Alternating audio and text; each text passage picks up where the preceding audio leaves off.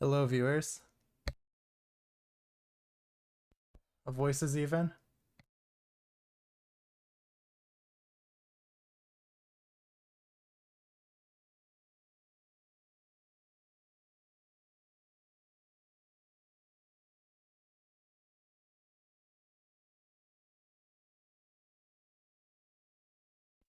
It's been a bit, hasn't it? Just just a little.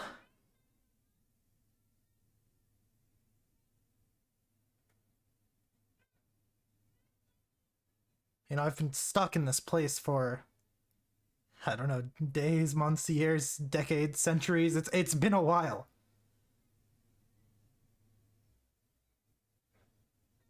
But I'm here talking to you guys again somehow.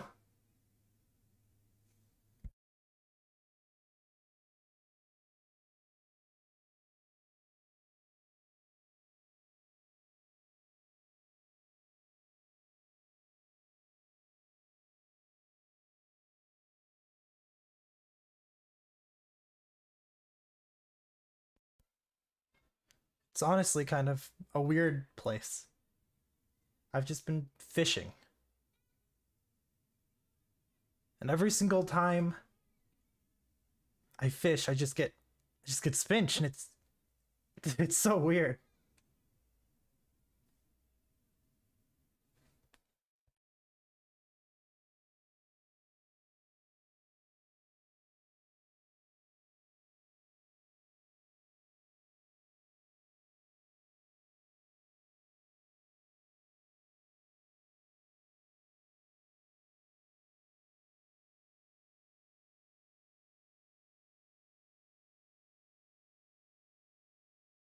How are you voices doing?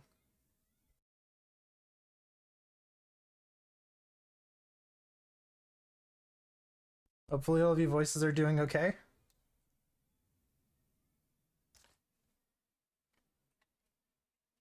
Here, I'll show you where I've been stuck. I'm like in the section of the maze where I was fishing last time. And it's just repeating over and over and over again. And it's kind of nice, honestly. Like at first it was a little scary, but I've been fishing and making the best of it.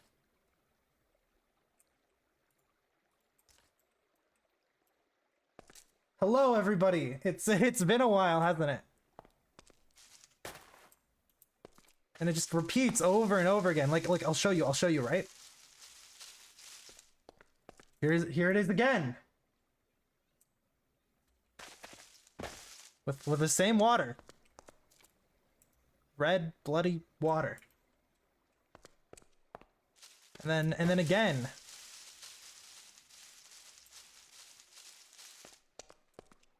See, it just repeats. I don't know where it goes. Does it have like an exit or something? I mean, it has to have an exit, right? Do you think if I go far enough, do you think maybe I could find like an exit eventually? I don't know. I've been, well, honestly just walking for who knows how long at this point. Every single time I fish, I just get more spinch. It's weird. And I've been trying to contact you guys for a while because I'd like to tell you guys a little story. It's a little spooky, but it's good. Would you guys like to hear a story?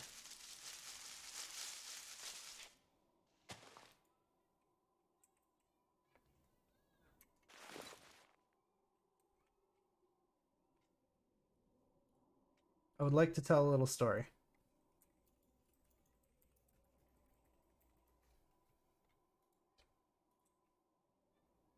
It's about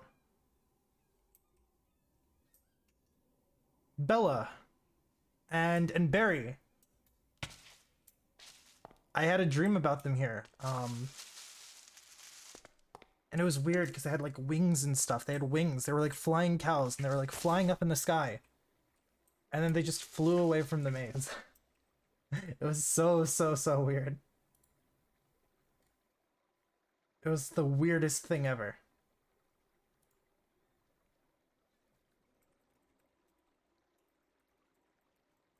So weird.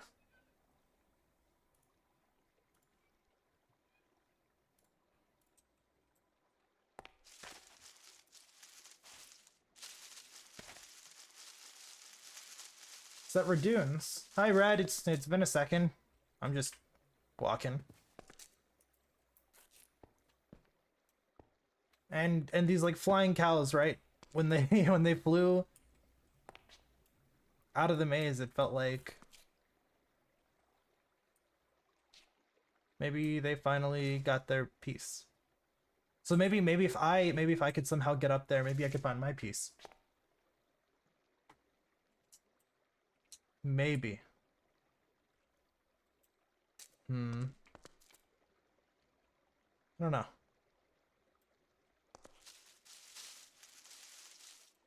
Let's try to go up.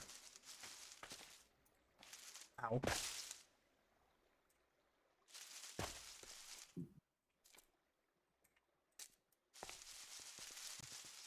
Oh my hey, god! Oppo. Oh my god! What's up? What the, hello? Hey, Hi. what's up? Isn't your name Kiel? Nope. Kyle? Hey, What does the F want an stand orange? for? Orange? Yeah. Wait, there's other food like besides this? No, just orange. Just orange. Yeah, you just gave me some grass. This is spinach. You know what spinach is? Not really. Wait, where'd you come from? You know, I'm just hanging around. Oh. Huh. Interesting. I mean, thank you for the orange. I don't really know what I'm gonna do with it. Oh yeah, you got it. I feel like it reminds me of something. I don't know what though. Probably some baby back low, crybaby. Maybe like ribs. I want some ribs now. Do you have Ooh, ribs here? that would sound good. Do ribs I exist mean, in this place? I got some in my body. Yeah. I don't really like cannibalism. So, okay, what are you doing here? You just appeared out of nowhere. I've been stuck in here for like who knows how long. Oh, that sucks. You know, I'm just hanging around. Just doing my thing in here. Doing your thing. What about you? Yeah. I mean, you know, I've been fishing for spinach and you know, that's kind of it really. Nice. Nothing much else to do here. That sucks. You know, sometimes I like to look up at the walls and be like, this Yeah. isn't so bad. Well, I mean, no, it's not awful. Like I have unlimited food here and I can think a bunch, so that's cool, I guess. What have you been thinking about? I honestly I don't remember. Okay. It's like I think and then the thoughts just disappear and then I'm left to wander this place again and then I think some more and then thoughts disappear again yeah. and it's just like a cycle over and over again. Weird. Yeah. Your thoughts disappear. Nope. No? What you can think? Oh. Yeah. You can think. Oh my god. Wait, what are you thinking about right now? So I made up this one place called McChickens, and I like McChickens. to go there when I'm hungry in my mind, and I like to buy things. And so I was feeling really lazy in my thoughts, and I went to the drive-through and I went to get some apples. At McChickens? Yeah. Oh, is this where you got the orange from? Oh no. That's from another thought. But Oh, okay. you know, I went through the drive-through, grabbed my apples, and at least I thought I grabbed my apples. I was driving away, Uh-huh. and I look in my bag, and all of a sudden it's a Molotov cocktail. I'm like, Wait, what? excuse me? Why did the And then apple turn into boom, a Molotov? and then boom. What? So then it flashes, and then all of a sudden I'm at a farm with a bunch of oranges. You're I at don't a know what farm with happened a really. bunch It was of kind of weird. oranges. Yeah, pretty silly, if you ask me. I mean, chickens come from farms. You went to a McChicken, so maybe they took you back to their lair or something, their farm lair. I like to think of myself as an ostrich. I'm a bit exotic. You don't have any feathers, I think. Where? Let's keep it that way. Well, then you can't be an ostrich, Kyle. You have no feathers.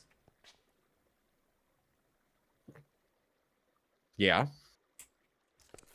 Is it But if safe you to eat pluck a this thing? chicken of all its feathers, Oh my god, it tastes horrible. I don't know about you. Ah, I think that's pretty good. ah. Yummy. What are you saying? That thing's awful. I think it's tasty. Okay. Okay. Well, you know, it's nice meeting you. I don't really know what purpose you serve being in this place. Hanging but out.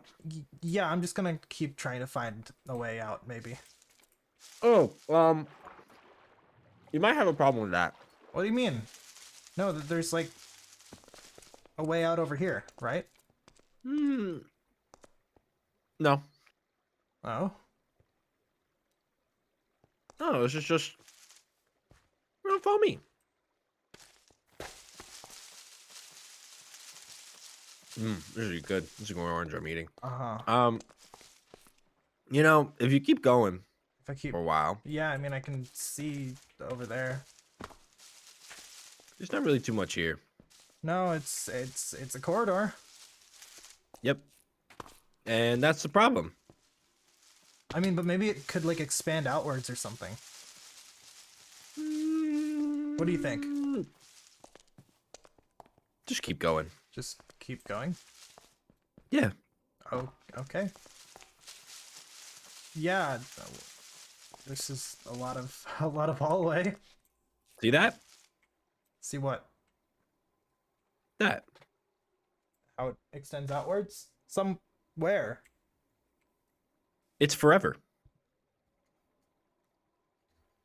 That's good to know. Yeah. So what you'll keep doing is you'll keep going down the same pathway, and even if you make a left, a right, or a straight turn, you won't find anything else. That's it. Okay, so are you stuck here too? Well, I mean, here's the I'm thing. stuck here. You seem to be pretty stuck too, right? I like to think of this as more of a exploratory place that you can't really explore, but you can explore yourself. I mean, I'm kind of looking at myself. I kind of look a little pale. You don't look pale at all. Oh yeah. Why do I look so pale compared to you? Do you remember where you came from? Where were you before you were here? What do you remember? I um I don't remember. Exactly. What do you remember where you were before here? Yeah. McChickens? Not really. But that's just a place that I've been in my mind. You've been in a lot of places? Yeah, that's what I tend to do. I kind of tend to think of myself as a free spirit. And I can just roam inside my mind. And that's what I'm doing here. I guess our minds have collided in a way. Well, So now we're in the same thought length. Well, welcome to this place. I've been here for a bit. There's torches if you want a torch. You want a redstone torch? And I have vines. The vines are pretty cool. No, I'm sure. Yeah, look, right over there. There's sticks. I never got one of these before. This is new. Wait, this is new. Kyle, this is new. Never had What are a you gonna stick do with before.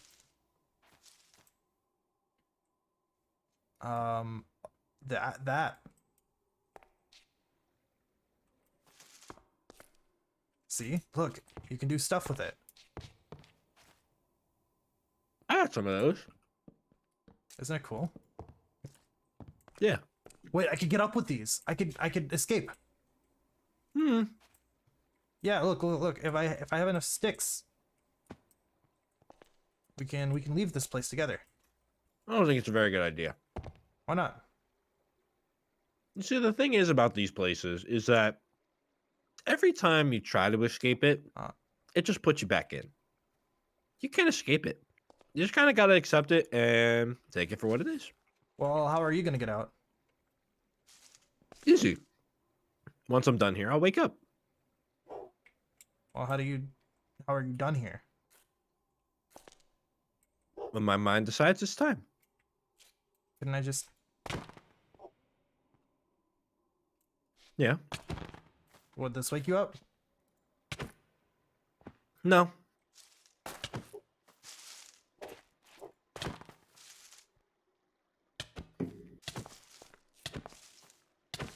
What are you gonna do?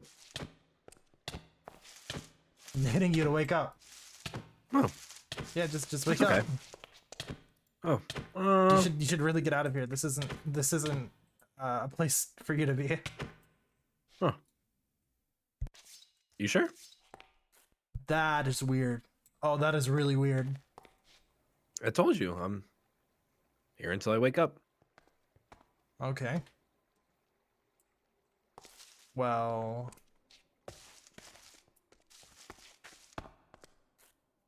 I guess you're stuck with me then? Sure. We can think about it that way. Cool. That's what we'll go with then. Yeah.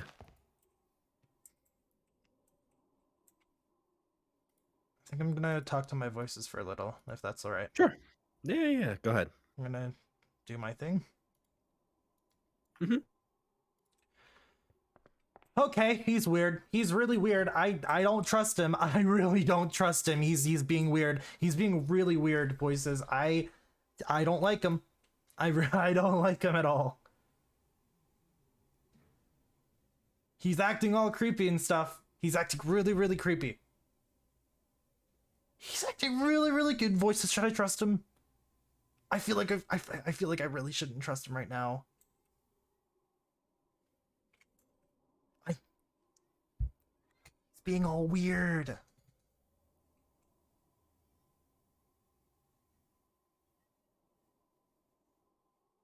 I mean, if I just remember something, maybe I could get out of here. What do y'all think, voices?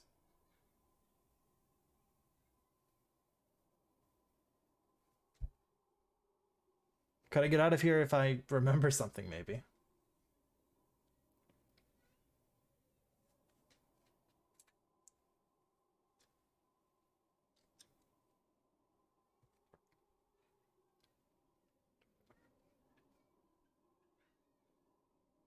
You can't get out? Everything here is... it's a little weird, yeah. No, that dude creeps me out. I'm just gonna run. I'm gonna run.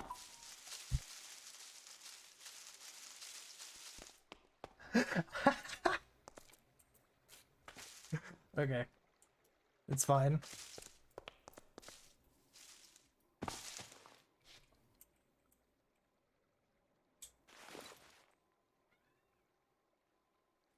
Maybe we could tell stories to pass time together, huh? What do y'all think, chat? Do you think if maybe we tell some stories, we could pass the time together? Do you guys like stories? I think I have a good one. I'm thinking of it right now.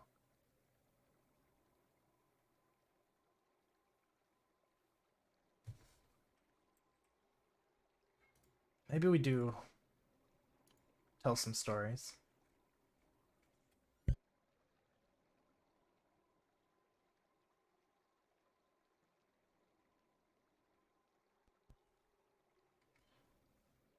Let's maybe tell a little story.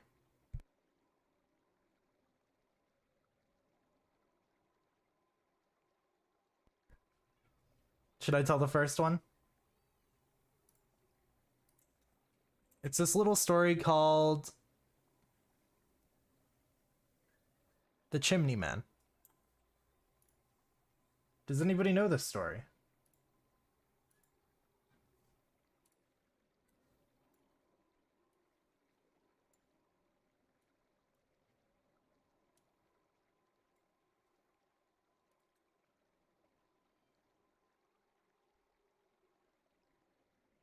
It's called The Chimney Man. It's about this teenager and his sister that live in a they live in a cabin, and something terribly awful happens.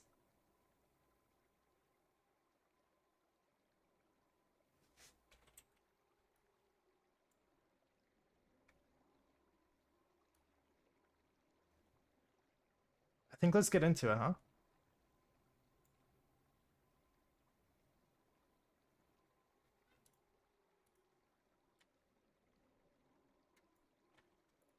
So, started off with my dad building his dream cabin in the southern Ozarks back in 1991. You know, a reward to himself for achieving early retirement. The damn thing took nearly a year to build. What with the county having to actually build the road to my family's property at the top of a small cabin. I was 14 at the time, and yes, we were wealthy, but the cabin didn't reflect that. It was simple, unlike most of the monstrosities you see in places like Aspen these days. And at that age, I was ruined into thinking that I'd rather live in a city, where I'd have an easier time being spoiled rotten. I despised being there, to say the least. We moved into the cabin in midwinter, a couple of weeks before Christmas. Everyone was excited except me. To be moving in to enjoy Christmas morning in front of a big-ass fireplace, my dad gloated over. Amelia, my little sister, was 6 at the time, and she was elated that Santa would have such an easy entry point. Our old house didn't even have a chimney. Looking back, the first day was an omen, but there was no way we could have known. We pulled up to the cabin around noon on December 12th. My sister playing Kirby's Dream Land on her Game Boy and me listening to Nirvana on my Walkman. Again, I was not excited. Mom and Dad were chipper as always, but it was grating on my nerves. My dad wouldn't shut up about how the fireplace he'd hooked up into the central system distributed heat evenly throughout the house. We all began unloading what we had in the back of the car. Everything else had been moved at great expense a few days before.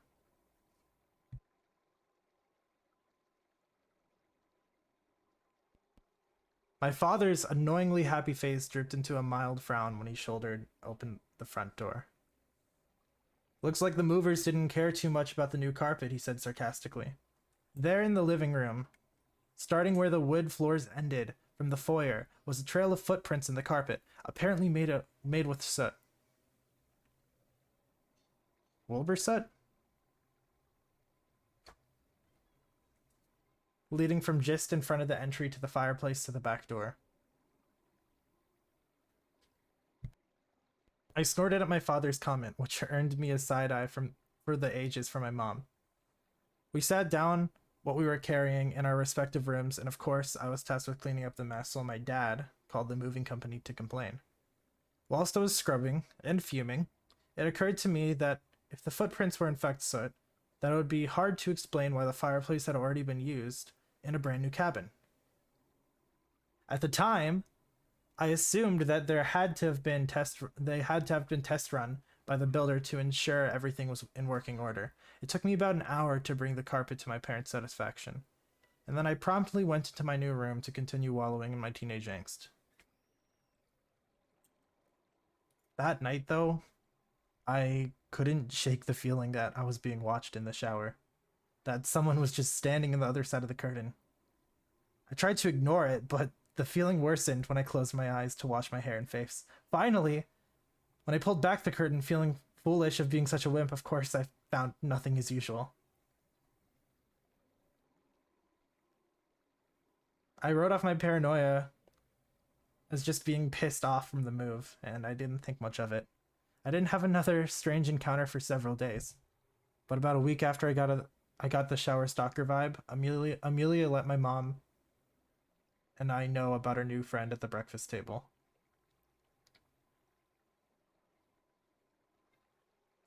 How did everyone sleep last night? My mother asked, trying to get through my solemn disdain. Fine, I replied, through a mouthful of scrambled eggs. I played with the man behind the curtains, Amelia exclaimed. I told him that he would be in big trouble if he kept getting the rug dirty. Oh, that's wonderful, honey, my mom said. I'm glad you made a friend. Tell them I said thank you for not getting any more stains on the carpet. It made me bitter listening to my mom placate my sister while I was in social isolation. Mom just kept sipping her coffee and reading the newspaper that Dad paid extra to have delivered out that far in the wilderness. There was no fear in my sister's voice, and neither of us even remotely considered the possibility that her new friend was anything more than imaginary. Later that day, I was taking some folded laundry into my sister's room. I put it in her drawer, turned to walk out, and then I saw them. 2 charcoal shoe prints under the window curtain, as if someone had been hiding there. You know, initially I disregarded them as leftover from the moving crew, just like the others. I ignored them. Let Mom clean it up, I thought to myself. But it kept nagging at me. I'd help Amelia get settled into her room, and I would have noticed them. They weren't there before.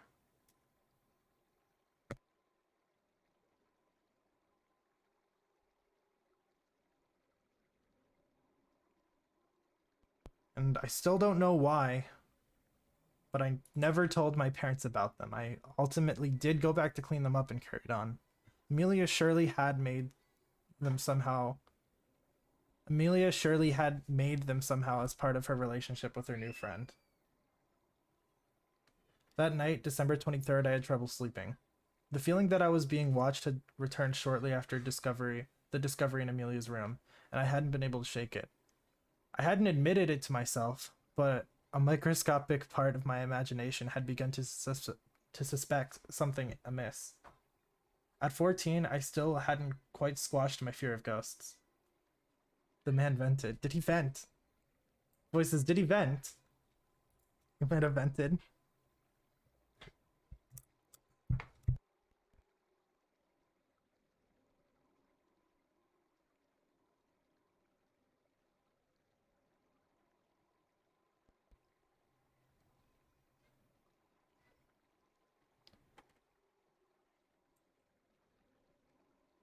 Kept looking across the room into the back of my open closet, half expecting something to be standing there.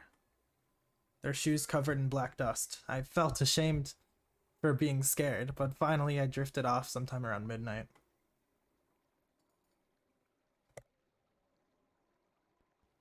I still can't remember what woke me.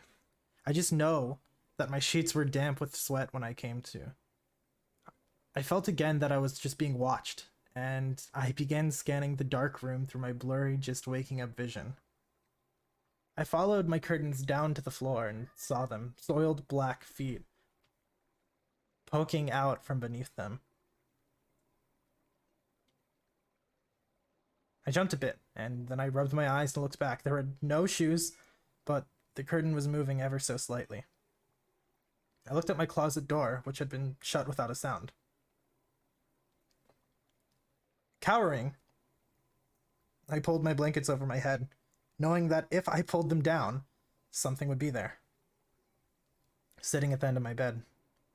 After a while, I tried to sleep, but I couldn't. Of course, I was blamed the next day for the dirty tracks to and from my room. They began and ended in front of our fireplace, just like the first time, but they clearly led to my bedroom closet and back. My parents gave me a big speech about how I needed to accept my new circumstances and start treating everyone and everything with a little more respect. I didn't have the energy to fight with them. All I could think about were the footprints and the thing that had spent the night with me. I just rolled my eyes and accepted my punishment. Clean up the prints, and then no Walkman until I straightened up. It was like they believe it. It wasn't like they believed me, so why say anything?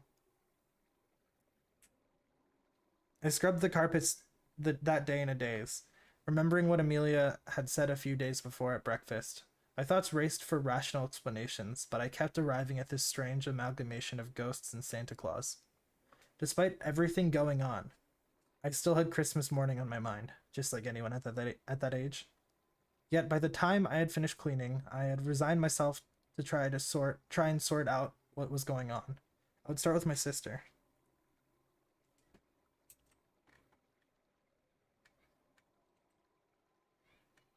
That night, after an almost silent dinner, I went to Amelia's room to do some gentle prying. As I rounded the door frame, I found her staring up at the ceiling vent. The floor around her bed was covered in that morning's newspaper. "What's all this for?" I asked, trying to remain calm despite already knowing the answer. "For the man that likes to hide in the curtains," she almost whispered.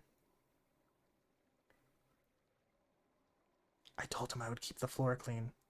He doesn't like leaving tracks, because he's afraid I'll have to leave if Mommy and Daddy find out about him. He said that if I did that for him, he'd take me to visit his house.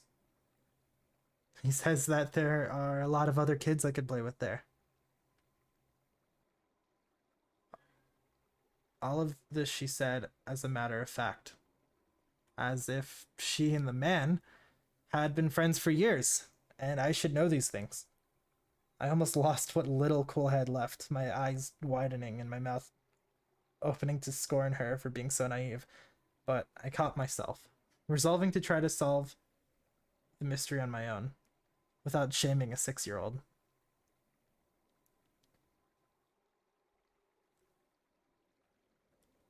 As appalling as it was, I decided to use my sister as bait to catch whoever, whatever, was leaving the damned footprints in the carpet and possibly planning a kidnapping. "Okay," I began. "Just make sure you tell Mom and Dad that all the newspapers for watercolors or something. That way they don't get suspicious." "I will," she replied enthusiastically. Thank God Amelia was 6 and didn't need a lot of explanation. I left her room with terrified curiosity, wondering what Christmas Eve would have in store. For what seemed like the 100th time, I laid in bed, unable to fall asleep. I watched my clock tick for seconds, minutes, hours. I knew that should anything actually arrive in Amelia's room, I'd hear the crumpling of the paper. I also knew that Amelia would be awake, desperate not only for her new friend to come out, but also for the sound of the sleigh bells. Just as I began to drift, something around 1 in the morning, I heard it, the sound of rustling newspaper. I hoisted myself out of the sleeping awake twilight I was in and ejected myself from bed. Too stricken with urgency to consider being quiet, I landed on my floor with a thud, and immediately I heard my sister whine from across the hall.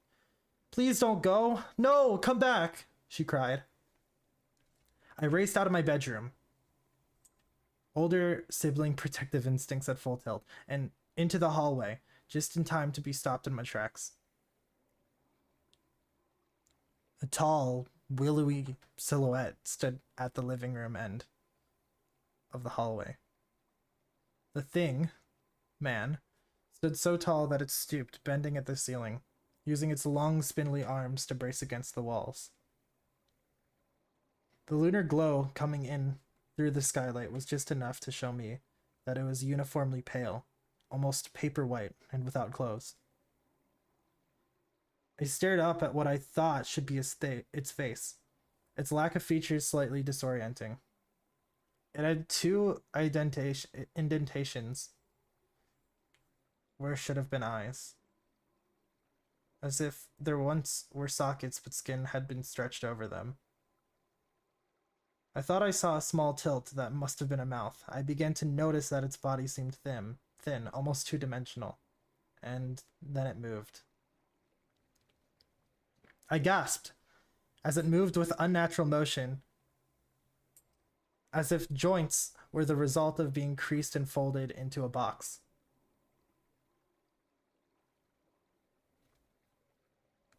Using its abnormally gangly arms to balance on the floor and lurch into the living room. For a moment, I considered just going back to my room, but I'd come too far. I summoned what little courage I had and edged towards the living room, peeking around the corner of the hallway's end. In the moonlight, I followed the trail of gray footprints with my eyes up to the fireplace. Where the twin doors into the hearth stood open, I caught a glimpse of limb being retracted into the chimney. I just stared, not daring to move, not daring to breathe too loudly or deeply, lest it come back for me. Amelia broke me from the trance. "Don't hurt him," she whispered meekly from behind. I spun around, startled, my heart thumping into my chest. We locked eyes for a moment, me not believing what I'd seen, Amelia not comprehending why I seemed so disheveled. Finally, I found words.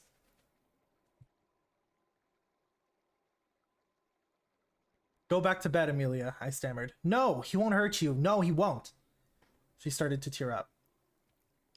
I kept finding myself unable to speak, as if this thing in our fireplace had stolen my vocabulary. I just kept standing there, watching Amelia weep as if I was taking away a new puppy. In my head, I was sprinting, trying to weigh out the options. I took Amelia by the hand and went to the hallway closet for my dad's mag light.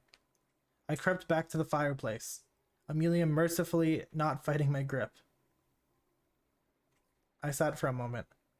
"Amelia, if anything happens when I look up the chimney, you run and wake up Mom and Dad. You understand?"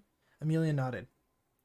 I took a deep breath and I leaned back into the fireplace as I turned on the flashlight and looked up. A sheet white face met mine. The creature hanging upside down and craning its neck to face me. There were no eyes, but a round black hole for a mouth, gaping to reveal a seemingly bottomless oblivion. I scrambled out of the hearth and collapsed there in the floor, waiting for it to come out after me as my chest heaved, but it never did. At some point, I got up, ignoring my sister's questions and pleading, as a numb, thoughtless state came over me. I took the fireplace matches, doused the carpet in lighter fluid from a kitchen cabinet, and set the carpet ablaze. That place be damned. Amelia and I never told our parents what happened, and I can't remember much after what happened in the immediate aftermath.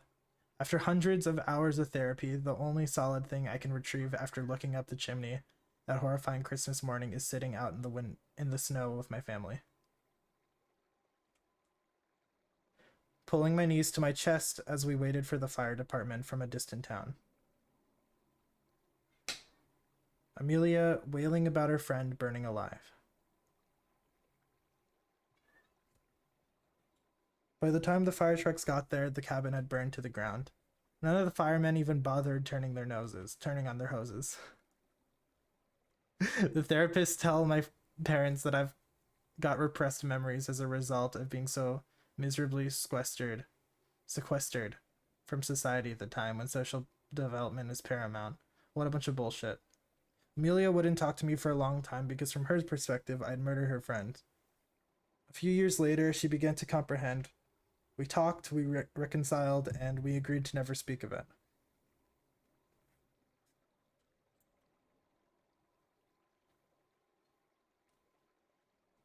And the day after, we were allowed to sift through the smoldering rubble to try to salvage anything we could. All that we found were a set of footprints that led into the woods and didn't return to the house. We followed them, but eventually they disappeared abruptly. My parents don't know who they could have possibly belonged to, but Amelia and I do. Woo!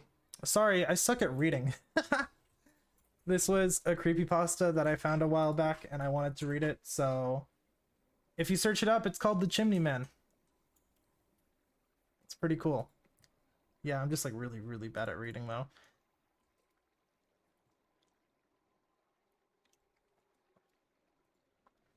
And now we have one more little part of our section.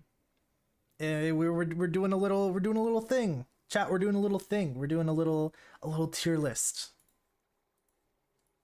We're doing a little tier list.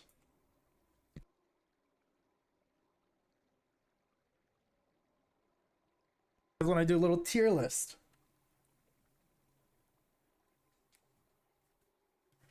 I think it'd be pretty cool to do a little tier list, you know?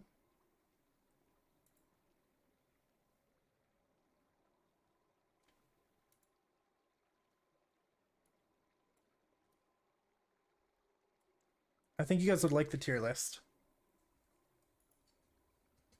So, ignore my follower count and stuff. That's funny. Here, let me turn it off. There we go. So, we're doing a tier list. Let's switch up the music a little. We are going to rate every single character from my character's perspective. From C. Apo's perspective. If I didn't meet them enough, we are just going to guess what my character would have thought about them. Starting off with Bekyamon. This is like an automatic F tier, right? What do y'all think? Where are we placing Bekyamon? In Apo's perspective, where are we placing Bekyamon? Like D, F? I think this is like an obvious F. Oh my god. Spoity army. Spoity army. What do y'all think about Spidey, huh?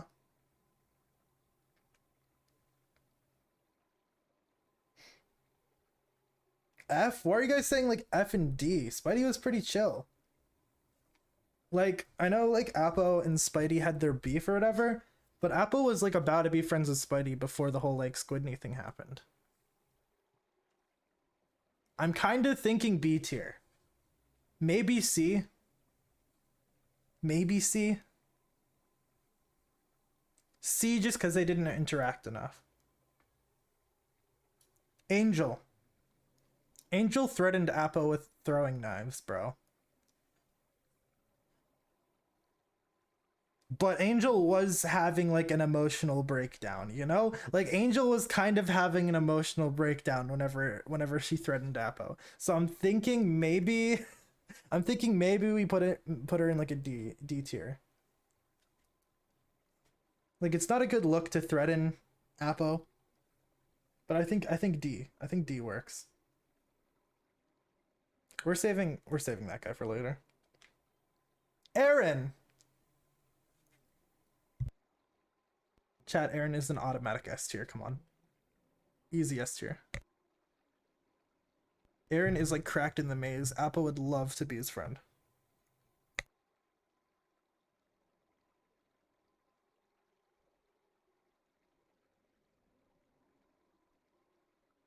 Magic. Oh god.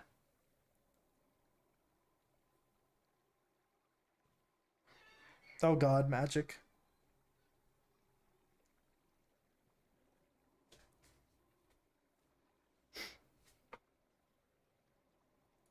I'm thinking B tier. Honestly, like, Apo and Magic were solid friends for his second, but then Apo kind of screwed over Magic, and Magic was just like kind of like broken by that. Remember, we're rating this from what my character would think. Like Magic overall, S tier character, come on. But in my character's eyes, my character's eyes would put her B. I'm just saying.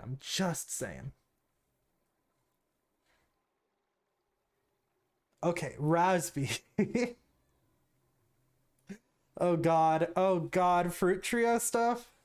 Yikes. Yikes. Fucking yikes. Oh, freaking yikes, bro. My bad. Slip up. I'm glad I removed the family friendly tag for a second.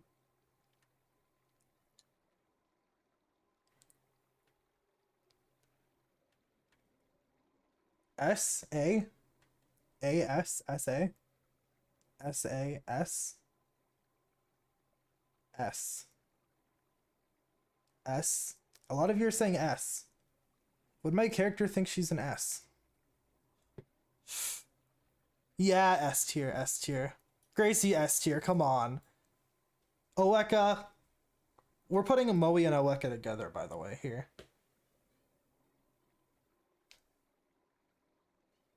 Chat, the last real interaction Moe and Oweka had with Appo.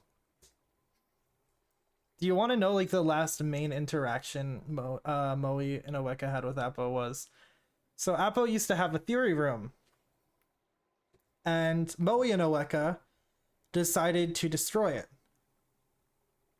They basically wanted Appo to like die.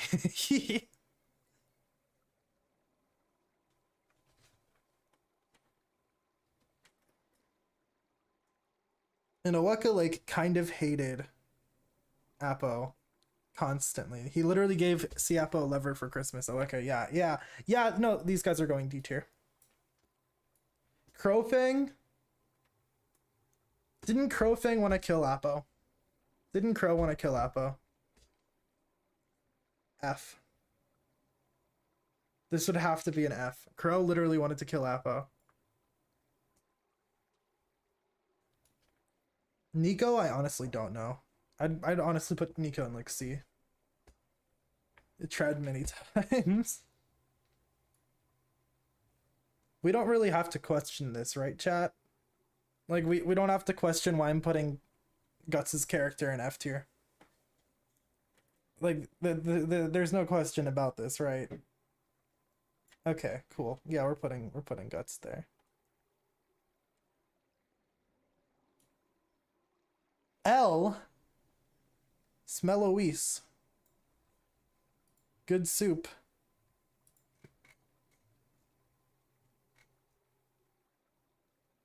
Good soup.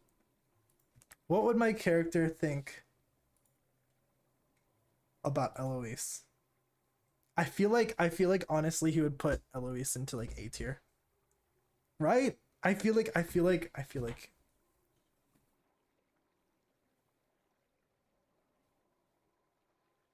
yeah, A.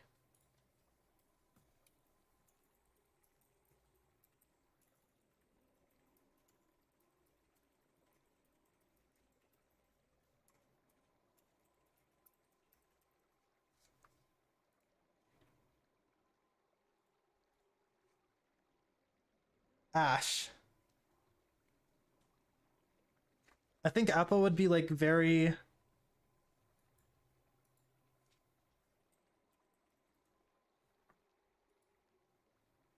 interested in Ash's job. Yeah.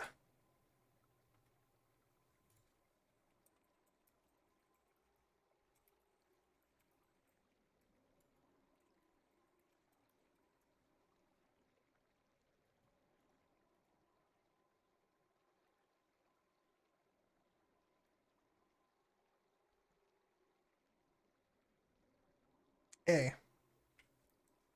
I think A.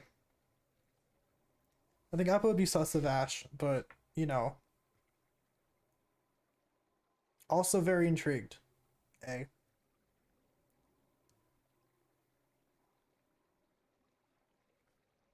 Ori.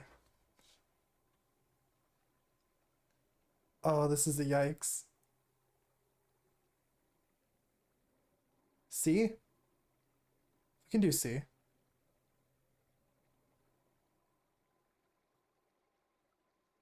Yeah, C. That's a hard C. Radiant's S. Squidney.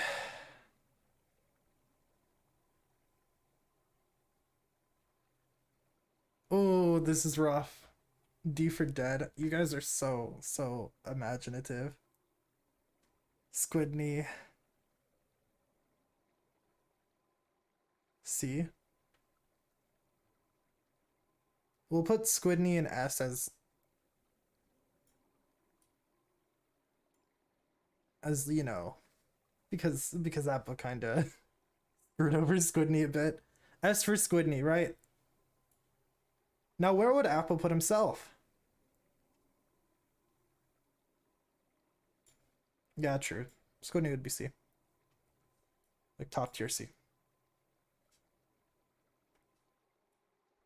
Where would Apple put himself? C? I feel like it would be C. C. Yeah.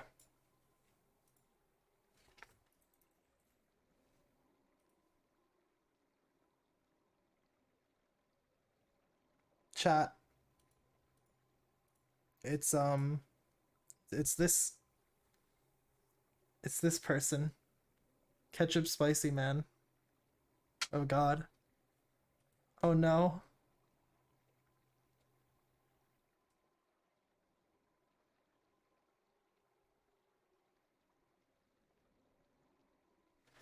Oh no. Oh god.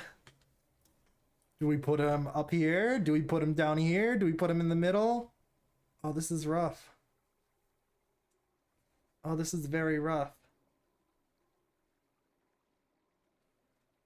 What is the official tier Siapa would put Owen in?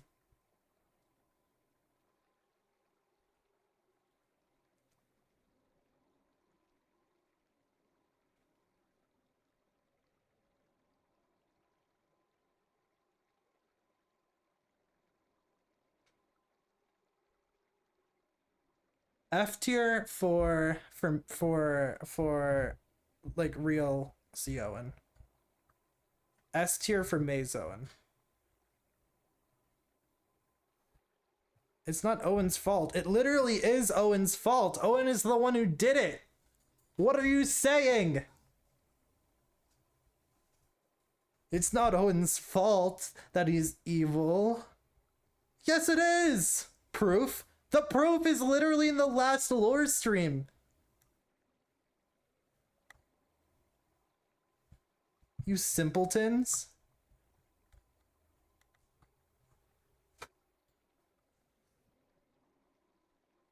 No, you guys, because of that comment, I'm putting him in F. SMH, this is the official Apukna tier list for outsiders. Owen literally worse than F tier. Yeah. Nope, Owen's an F. Owen's an F. I'll dance.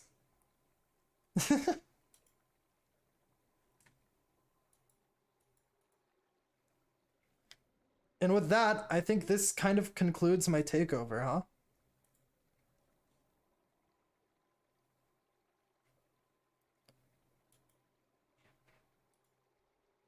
You know, stream was a little scuffed, but it's not an Apokuna stream without like a bunch of scuff, you know? But I do want to end off with one thing, so don't leave yet. It's something I do for every raid and hype train I get, and I think you guys would enjoy it too. I've done it a few times whenever like Owen's raided me.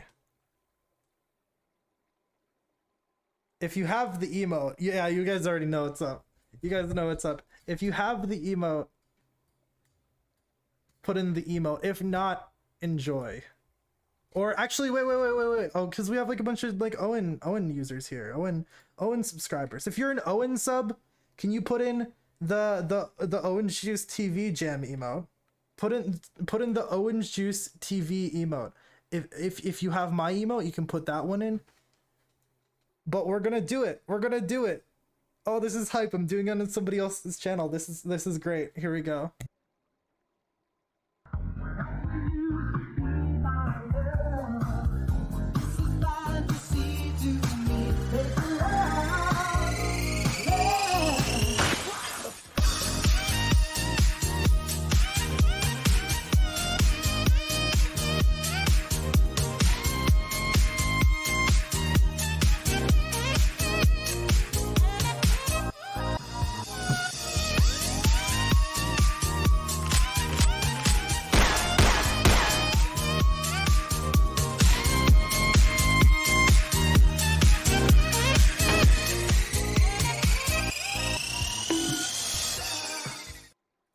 Owen viewers, you guys are so lovely. You guys are so lovely. Thank you all so much for tuning in, vibing with me for an hour. I hope all of you have an amazing day, an amazing rest of your weekend, an amazing rest of your year, you know? That's kind of it. That's kind of it. Go have fun.